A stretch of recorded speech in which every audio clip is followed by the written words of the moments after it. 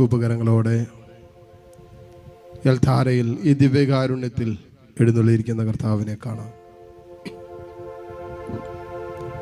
ദൈവത്തിൻ്റെ സ്വാഭാവികമായ പ്രവൃത്തിയിൽ, അവൻ്റെ സാന്നിധ്യത്തിൽ എന്തും നമ്മുടെ ജീവിതത്തിൽ ഇപ്പോൾ സംഭവിക്കാം.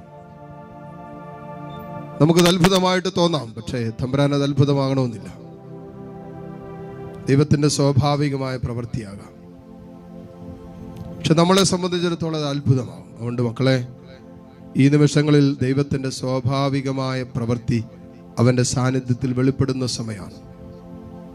എന്ന് പറഞ്ഞാൽ നമ്മുടെ ജീവിതത്തിൽ അത്ഭുതങ്ങൾ സംഭവിക്കാൻ പോകുന്ന സമയമാണ്.